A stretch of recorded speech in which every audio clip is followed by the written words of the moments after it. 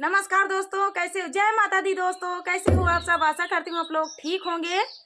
तो आज हम तीनों, मेरी बुआ हैं, ये छोटी बुआ हैं, ये बड़ी बुआ हैं। बड़ी बुआ को तो आप सभी लोग पहचान रहे हैं। तो बुआ सुनाएंगी देवी गीत, सुनिएगा और बताइएगा कैसा लगा। तो देर न करते हुए चलिए सुनाते हैं ये प्यारा सा देवी गीत।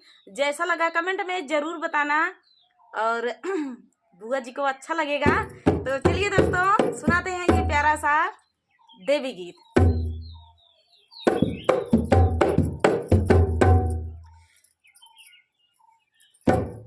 दुआरा पे ठाड़ बा पुजरिया के मड़िया खोला रे मैया। दुआरा पे ठाड़ बा पुजरिया के मड़िया खोला रे मैया। भाई ढोल ना दिखा दिया हमारे। नहीं ढोलिस ना मतलब है। काहे? तब तो पता लगी बुए बजावत रहे ढोल। हाँ वैसे हिलत है, बजावत है, हाँ हिलत बा जनात है। अच्छा ठीक। मैया के माथे से धुरा भला सोहे, मैया के माथे से दूरा भला सोहई। मैया नले भला हरिया के मड़िया खोला रे मैया। बिंदिया नले भला हरिया के मड़िया खोला हे मैया। दुआरा पे ठाड़ बापू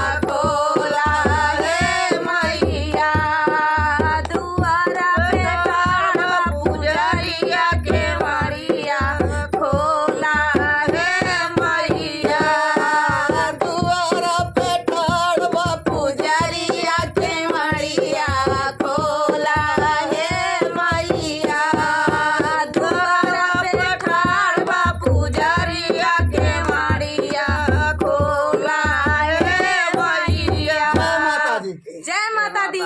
गीत कैसा लगा कमेंट में बताना दोस्तों। मेरी बुआ जी का खास ये देवी गीत था, तो बहुत ही प्यारा गीत है। आप लोगों को कैसा लगा कमेंट में बताना, बुआ जी को अच्छा लगेगा।